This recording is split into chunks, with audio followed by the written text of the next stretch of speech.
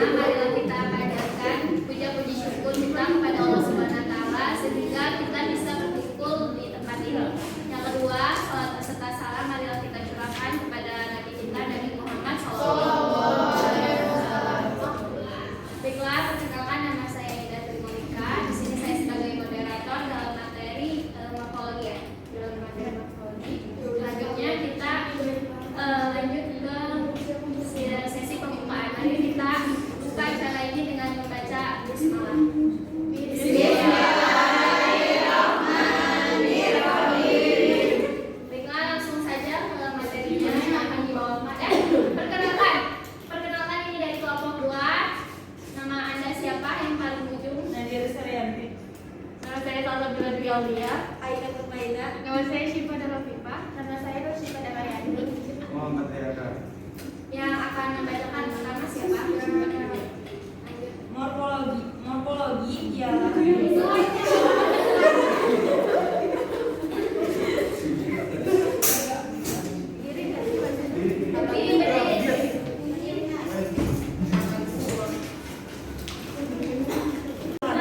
terdapat golongan dari arti kata serta fungsi perubahan bentuk kata itu, baik fungsi gramatik maupun fungsi sematik. Atau bisa disimpulkan, morfologi itu proses terbentuknya kata dari morfem. Morfem itu kata-katanya.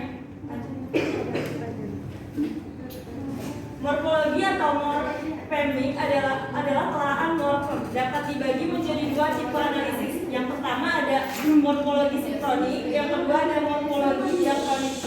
Morfologi sinkronik adalah menelaah morfem dalam satu cakupan waktu tertentu, baik waktu yang berlalu maupun waktu sekarang. Secara singkat, yang menjadi garapan morfologi sinkronik adalah sebagai berikut. Yang pertama, morfem leksikal atau morfem sintaktik. Yang kedua, morfem bebas dan morfem terikat. Yang ketiga, morfem dasar dan morfem imbuhan.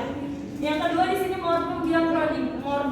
Morfologi diakronik ialah menelaah sejarah atau asal-usul kata dan mempermasalahkan mengapa contoh pemakaian kata masa sekarang berbeda dengan pemakaian kata pada masa lalu. Selanjutnya dibaca oleh Salsa. Struktur, sistem, dan distribusi morfologi. Menurut diskursus membedakan adanya 2 macam hubungan yang terdapat antara satuan-satuan bahasa, yaitu hubungan sinkmatik dan hubungan paradigmatik. Sintakmatik adalah hubungan yang terdapat antara satu satuan bahasa di dalam kalimat konkret tertentu, sedangkan paradigmatik adalah hubungan antara satuan-satuan bahasa dalam kalimat tertentu dengan yang terdapat dalam kalimat lainnya.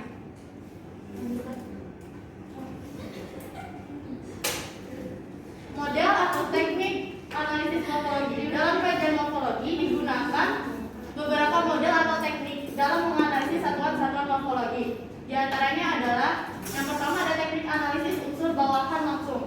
Contohnya grafik ber dan pakaian yang digabung menjadi berpakaian. Setelah itu ada model kata dan paradigma. Contohnya model analisis morfologi yang tertua dalam sejarah linguistik. Yang ketiga ada model tata nama. Contohnya afisme dan sufiks an. Yang terakhir ada model proses. Contohnya prefix p dan konfiks p an. Selanjutnya akan dibacakan oleh saudara saya. Tentukan perubahan kata yang meliputi afiksasi atau penambahan imbuhan, yaitu simulasi atau pengulangan kata baik sebagian ataupun seluruhnya. Akronim, penyingkatan atau pendekatan kata. Konversi, perubahan kelas kata. Komponen proses morfologi dibagi menjadi 4. Yang pertama, bentuk dasar. Yang kedua, alat pembentuk. Yang ketiga, makna gramatikal. Yang keempat, hasil proses pembentukan.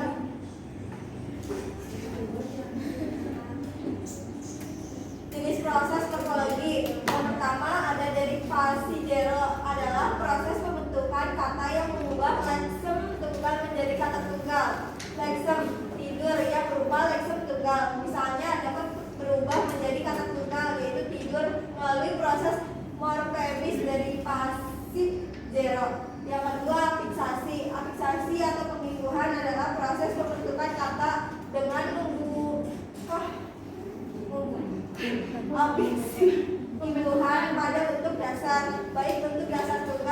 kompleks. Misalnya pembunuhan apismen pada bentuk dasar jual beli, jual menjadi menjual, benci menjadi membenci, tarik menjadi menarik, peluk menjadi memeluk, masak menjadi memasak, baca menjadi membaca, bolak-balik menjadi membolak-balik, pertanggungjawabkan menjadi mempertanggungjawabkan. Selanjutnya saya baca kata semua.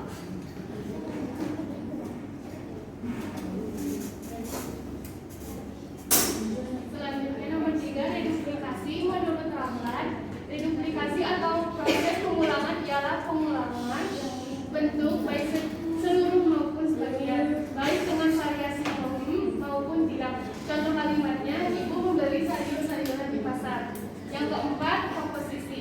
Komposisi adalah proses penggabungan morfem dasar dengan morfem dasar baik yang bebas maupun yang terikat, sehingga terbentuk sebuah konstruksi yang memiliki identitas leksikal yang berbeda.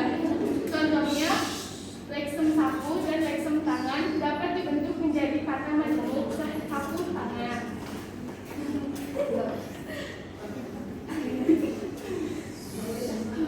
Yang kelima, abreviasi. Abreviasi adalah proses penanggalan leksem atau kombinasi leksem yang diambil dari struktur kata lengkap atau frasa dan memiliki makna yang sama dengan makna aslinya atau bentuk semula. Berikut jenis-jenis abreviasi atau singkatan. Yang pertama, akronim, membentuk singkatan dengan menggunakan huruf-huruf awalnya. Contoh ABA, MAD, OP.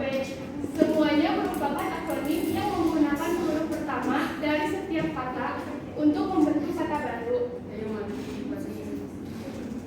Akronim yang kurang dikenal, contohnya scuba dan laser, menunjukkan tidak semua akronim harus ditulis huruf besar. Selanjutnya, idealisme inisial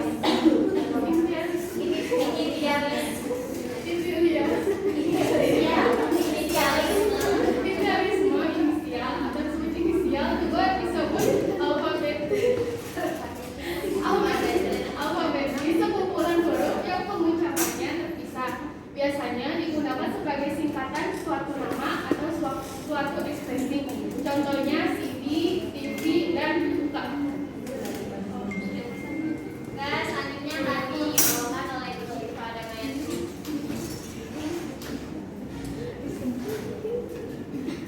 Selanjutnya di sini ada truncation atau pemotongan. Abreviasi ini berisi bagian awal dari sebuah kata. Tipe ini paling sering digunakan dalam sebuah judul yang mengacu pada bulan, tahun. Nah, contohnya ini seperti pengucapan man, fry, dan ok. Nah, selanjutnya ada hampir sama dengan truncation, hanya saja bagian kata yang digunakan ini untuk membentuk singkatan dapat diambil dari tengah atau akhir kata. Contohnya itu phone atau telepon dan price atau refrigerator. Selanjutnya ada episis, menghilang vokal di awal kata. Biasanya tidak disengaja dan terjadi dalam bahasa lisan dalam percakapan sehari-hari. Contohnya itu seperti cause untuk because. Selanjutnya ada phonetic, gabungan dua kata atau lebih. Contoh yaitu lager dari kata lion dan tiger, fork dan spoon dan fork, brainer untuk breakfast dan dinner. Yang keenam ada derivasi balik. Derivasi balik adalah proses pembentukan kata secara terbalik seperti nanya menjadi tanya. Contohnya, kalimat yang benar adalah tidak dapat dimungkiri bahwa partai politik yang terlalu banyak akan membingungkan pemilih. Bukan tidak dapat dimungkiri bahwa partai politik yang terlalu banyak akan membingungkan pemilih. Yang ketujuh ada meta-analisis. Meta-analisis merupakan proses yang dapat menjelaskan bentuk-bentuk. Contohnya itu seperti tunakarya, tunasusila, tunanetra, tunawisma, tunarasa, dan tunas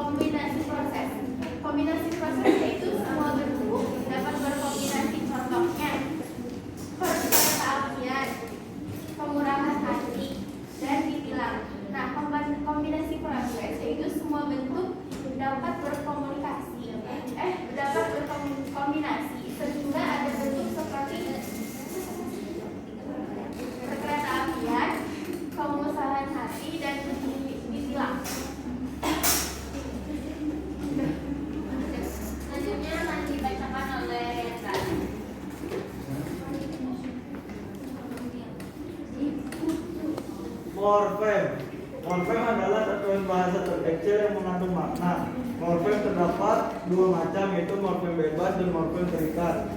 Jadi morfem terikat itu ialah morfem yang tidak dapat berdiri sendiri sebagai satuan yang utuh. Contohnya bentuk juang, henti, gaul, bugar, dan rentak.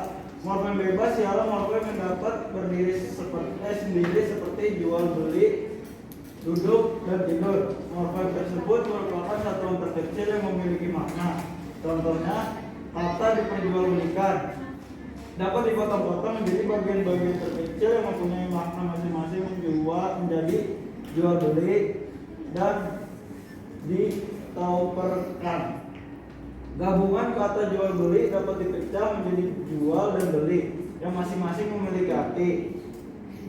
Jika kata jual dan beli dipotong menjadi ju dan al dan beli, potongan-potongan tersebut tidak memiliki arti. Jadi potongan itu bukan morfem, melainkan suku kata. Kemudian bentuk diperdagangkan tergolong morfem karena merupakan satuan terkecil yang mengandung makna. Dan bentuk itu tidak bisa dipotong menjadi lebih kecil. Proses pembentukan kata diperjualbelikan sebagai berikut. Ada jual beli, terus jual belikan, diperjualbelikan, terus diperjualbelikan. Selain itu pada contoh lain terdapat bentuk mem dan men yang masing-masing diletakkan pada kata bantu dan cari. Baik mem maupun men sebenarnya mempunyai fungsi dan makna yang sama, yaitu merupakan unsur yang membentuk verba atau kata kerja aktif. Perbedaan imbuhan mem, men, dan meng ditentukan oleh fonem pertama yang mengawali kata dasar. Jika fonem pertama yang mengikuti berupa fonem B, bentuk yang muncul ialah mem. Tetapi jika fonem awalnya berupa C, bentuk yang muncul adalah men. Bentuk mem, men merupakan alomorf dari morfem yang sama, yaitu meng. Terima kasih. Contohnya membantu, morfem bebasnya bantu, morfem terikatnya mencari, morfem bebasnya cari, morfem terikatnya men. Kedinginan, morfem bebasnya dingin, morfem terikatnya ke-an. Pembuatan, morfem bebas bawa, morfem terikatnya pem-an. Selain kedua jenis morfem tersebut, yaitu morfem bebas dan morfem terkait, terdapat juga morfem unik, yaitu morfem yang mengandung arti tersendiri, tetapi baru dapat berdiri sendiri setelah didampingkan dengan morfem bebas yang lain. Contohnya juang dapat berarti setelah didampingkan dengan kata bebas daya menjadi daya juang, atau didampingkan dengan imbuhan pe menjadi pejuang, dan selenggara baru dapat berarti setelah diberi imbuhan ter menjadi terselenggarakan, atau diberi imbuhan di kan menjadi diselenggarakan. Selanjutnya akan dibacakan oleh saudari Ais.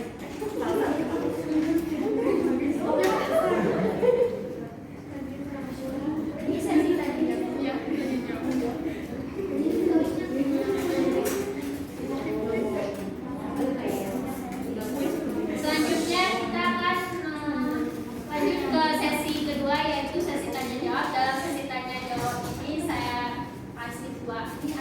Tadi sesi tanya jawab, sesi tanya jawab yang pertama tiga penanya dulu. Baru selanjutnya dijawab. Nah, siapa yang ingin menanya? Kelompok ya, tidak kelompok berapa? Yang terdapat antara satuan bahasa, yaitu hubungan sigmatik dan hubungan asosiatif. Contoh dari keduanya itu apa? Bisa diulangi, saudari Rida? Kan ada membedakan adanya dua macam hubungan yang terdapat antara satuan bahasa, yaitu hubungan sigmatik dan hubungan asosiatif. Contoh dari keduanya itu apa? Contoh dari hubungan sigmatik dan asosiatif. Ini saya mau tanya, setelah tadi dijelaskan proses-proses morfologi yang kan sebutkan juga komponen proses morfologinya. Terus, jelaskan menurut kalian apa yang dimaksud dengan makna gramatikal. Terima kasih. Kaitan antara morfem dan morfologi itu apa? Sudah akan dijawab oleh kelompok 2, yaitu dari Fiedra akan menjawab dari pertanyaannya Ica.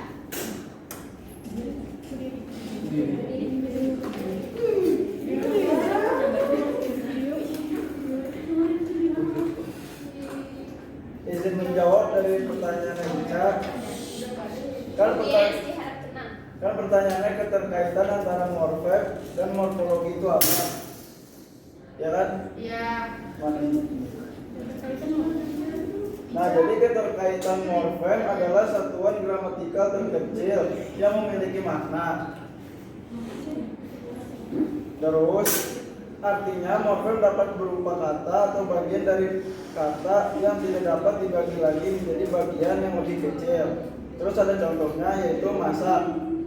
Jadi morfem plus masak jadi memasak. Terus yang kedua ada bantu, yaitu morfem bantu plus an jadi bantuan. Sampai sini paham Ica? Oke. Ica. Iya. Terima kasih. Cak, mau nambahin morfologinya itu terbentuknya dari morfem, dari kata-kata. Kan morfem itu satuan terkecil ya. Nah, morfologi itu terbentuk dari satuan-satuan terkecil kata yang membentuk suatu kata. Oke. Lalu itu kan suruh jelasin apa yang dimaksud dengan makna gramatikal ya, Lu? Bentar ya. Makna gramatikal yaitu makna kata. Makna katanya berubah-ubah karena mengalami proses pensimbuhan, pengulangan, pemajumukan yang disesuaikan menurut tanda bahasa, serta terikat dengan konteks seperti tempat, waktu, dan lingkungan. Kata tersebut tidak mempunyai referensi. Contoh katanya lapang, memiliki arti lebar atau bersih. Terima kasih. Selanjutnya Syifa akan menjawab pertanyaan dari Rida. Nah, izin menjawab pertanyaannya Rida ya dari kelompok 3. Pertanyaannya itu kan contoh dari hubungan sintagmatik dan hubungan dari asosiatif ya atau paradigma. Nah, sebelumnya mau jelasin dulu kan hubungan sintagmatik itu pada perkataan morfologi itu seperti tampak pada urutan morfem-morfem pada suatu kata yang tidak dapat diubah tanpa merusak makna dari kata tersebut. Nah, jadi ada kemungkinan maknanya itu berubah, tetapi tidak kemungkinan pula maknanya nggak ada sama sekali. Jadi kalau misalkan diubah itu maknanya bisa berubah, bisa juga sama sekali tidak ada. Nah, seperti di sini ada kata segitiga. Nah, kata segitiga itu kan tidak sama dengan kata tiga segi. Jadi kata yang segitiga itu diubahkan jadi kata tiga segi. Nah, jadi kalau udah diubah jadi kata tiga segi itu bukan berarti ada maknanya kan walaupun diubah gitu. Contohnya lagi di sini ada barangkali. Barangkali itu tidak sama dengan kali barang gitu. Nah, untuk hubungan paradigmatik atau asosiatif, yaitu adalah hubungan-hubungan antara unsur-unsur yang terdapat dalam suatu tuturan bersangkutan. Seperti misalnya kan ada di sini ada antara prefiks me, di, be, dan te.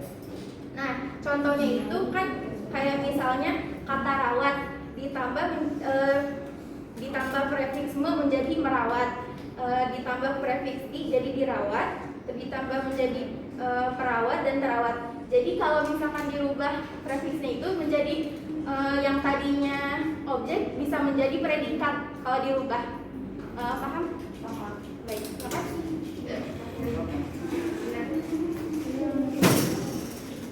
Baiklah, sesi tanya jawab yang pertama sudah selesai. Selanjutnya sesi tanya kedua akan dibuka. Selama proses diskusi berlangsung, audiens harap tenang. Silakan yang ingin bertanya untuk 3 orang.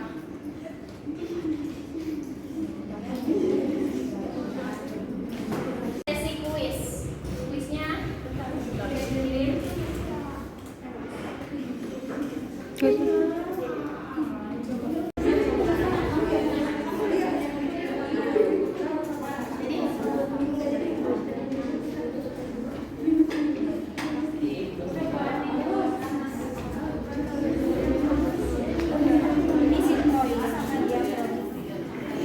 kuisnya sudah.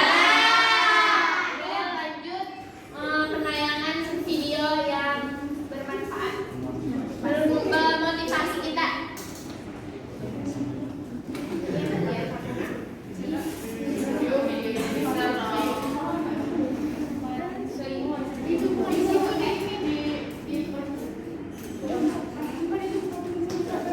Dan Robin Sharma. Nah, si Robin Sharma ini dianggap sebagai salah satu dari 5 pakar kepemimpinan terbaik di dunia, dan dia sering menjadi advisor for CEOs, rock stars, like anybody, you name it. Nah, di buku ini dia tuh mengangkat banyak cerita orang-orang yang selalu bertahun-tahun berkomitmen untuk bangun pagi setiap hari. Dan dari bukti-bukti yang dia kumpulkan, dia menunjukkan bahwa bangun pagi itu sangat penting karena memberikan nilai positif dan benefit untuk sehari. Insight pertama, rahasia dibalik kesuksesan yaitu bangun pagi, khususnya jam 5 pagi. Nah, ini salah satu insight yang menjadi judul dari buku ini, bahwa untuk menjadi sukses kita tuh harus melakukan sesuatu yang gak banyak orang termasuk menjadikan bangun pagi sebagai satu kebiasaan. Apa sih gunanya? Di dalam buku ini ada satu framework yang aku suka banget, which is the 20-20. Nah, itu dianjurkan untuk jam pertama di hari kamu. Itu 3 set 20 menit. 20 menit pertama kita harus melakukan latihan fisik. Ini bisa kamu isi dengan olahraga, yoga, atau anything yang membuat kamu berkeringat. Karena pertama, keringat membantu menghilangkan hormon rasa takut kortisol. And the second interesting thing, keringat juga menggenerasi protein BDNF yang memperbaiki sel-sel koneksi neural kamu, jadi kamu tuh benar-benar berpikir lebih jernih dan lebih cepat. Terus 20 menit kedua itu biasanya full reflection, jadi kamu bisa isi journal, meditasi, sholat, anything that's quiet time that makes you think more clearly. Dan 20 menit terakhir dianjurkan kita itu untuk belajar, we have to grow, jadi baca buku, baca koran, dan dengerin podcast. Nah, rutinitas ini tuh kita lakukan terus 66 hari. Itu waktu yang diperlukan untuk menjadi kebiasaan. Jadi setelah 66 hari itu, Robin Sharma called that automaticity point, di mana akhirnya udah menjadi otomatis bagi kita untuk bangun. For the second insight adalah rahasia pencetak sejarah nih, kata Robin Sharma, and it's called capitalization IQ. Pokoknya authornya ini melakukan riset yang mendalam banget, dan dia menemukan bahwa orang yang hebat, orang yang sukses itu nggak cuma dilahirin sama bakat atau motivasi itu aja, tapi juga bergantung oleh capitalization IQ. Seberapa jauh orang itu memanfaatkan potensi, skills, apapun yang dia miliki. Nah, para pencetak sejarah ini memberikan dedikasi dan komitmen untuk tumbuh terus dan untuk mengasah skill tersebut. Dan ini yang menjadi pembeda. Aku suka banget karena ini mengingatkan aku dengan growth mindset, dimana kita itu untuk jadi sukses, kita jangan percaya bahwa kita lahir dengan apa yang kita miliki terus kita pasrah aja, tapi kita juga harus terus tumbuh, kita harus terus mengasah, dan kita bisa menjadi semakin lebih baik. Oke, insight yang ketiga sebenarnya bukan insight, lebih kayak taktik-taktik yang benar-benar aku suka banget dari buku ini. Yang pertama, kalau kita bekerja, we need to make a tight bubble atau focus, dimana kita tuh bekerja tanpa ada gangguan apapun. Misalnya nih, kita bisa set up rutinitas yang terjadwal, yang benar-benar jauh dari interruption and distractions. Kalau misalnya kita mau fokus in one activity, karena distractions itu gak banyak, dan untuk menjadi orang yang efektif kita harus benar-benar get rid of all of those layers of notifications. Misalnya dikasih contoh, kita tuh bisa sederhanakan proses-proses yang misalnya rumit daripada menjalankan banyak proyek sekaligus. Akhirnya kita pecah konsentrasinya, mungkin cuma ngerjain satu atau dua proyek aja. Ada yang kedua, rule 90-91. Nah ini basically selama 90 hari ke depan kita harus menggunakan 90 menit pertama untuk melakukan hal yang prioritas dan sangat berdampak dulu. Dengan melakukan ini, kamu basically memastikan bahwa 90 menit pertama hari kamu itu sepenuhnya terfokus pada aktivitas terpenting, dan ini akan memberi kamu hasil yang sangat baik. Yang ketiga adalah metode 60-10. Nah, basically di setiap jam kamu bekerja, istirahatlah selama 10 menit. Misalnya stretching, jalan-jalan dulu, no screen time ya.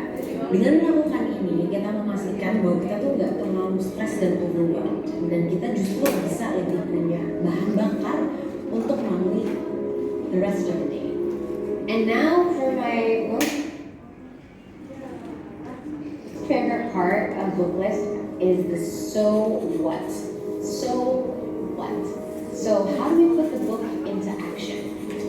Menurut aku sih nggak harus langsung besok-besok kita bangun jam 5 pagi gitu ya. Tapi kita bisa mulai aja dengan baby steps atau langkah-langkah yang kecil. Kayak misalnya nih trik yang di-introduce di bukunya adalah no screen time setelah jam 8 malam. Jadi smartphone, iPad, laptop off, semua dimatikan. Dengan membatasi waktu tidur, kita tuh pasti lebih mudah untuk tidur. Dan mungkin dengan tidur yang lebih mudah, bangun pagi juga bisa jadi lebih alam gitu. But by the way, aku tuh juga harus mengakui bahwa ada limitations-nya. Pasti ini akan susah buat orang-orang yang naik kelas yang bisa bangun pagi. Atau for parents of young children yang schedule tidurnya tuh pasti di luar waktu mereka. So, personally for me juga, no screen time itu agak susah ya untuk melakukan karena I have work. So, I just want to acknowledge bahwa gak semua orang gitu ya harus melakukan hal ini, karena cara orang tetap berbeda. Tapi overall, aku merasa bahwa buku ini sangat-sangat insightful, sangat berguna buat orang-orang yang kesehariannya tuh sibuk banget atau overthinkers, like overwhelmed with their day. Karena ada banyak juga kok taktik-taktik dan very actionable insights yang benar-benar membuat bangun jam 5 pagi itu doable for people who want to try that. So, why don't we try it? 5 a.m. is the perfect time to get started. Okay, thank you for listening. Curious people, if you want me to read the book and share with you my favorite insights, practical recommendations di video. Dan jangan lupa untuk subscribe dan turn on. Setelah selesai, izinkanlah saya untuk membacakan kesimpulan dari diskusi hari ini. Morfologi adalah cabang ilmu yang merupakan cabang linguistik, ilmu juga yang mengkaji tentang perubahan bentuk kata, dan morfologi juga merupakan sarana yang efektif untuk membantu memahami dan menerapkan ejaan dan studi kosakata. Terus dari motivasi ini juga saya menangkap bahwa pentingnya kita bangun pagi jam 5 pagi. Sebelum kita bangun pagi itu kita tuh jam 8 malam harus udah out dari medsos, karena kalau misalnya kita tadi out dari medsos itu membawa perubahan untuk bangun pagi itu gimana. Demikian diskusi dari kelompok 2. Sebelumnya mari kita membacakan hamdalah.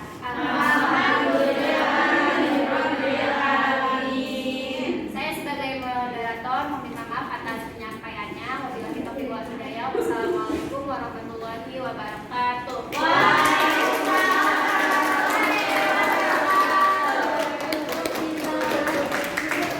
Cukup sekian dan terima kasih, kurang lebihnya mohon dimaafkan karena kita sama-sama manusia.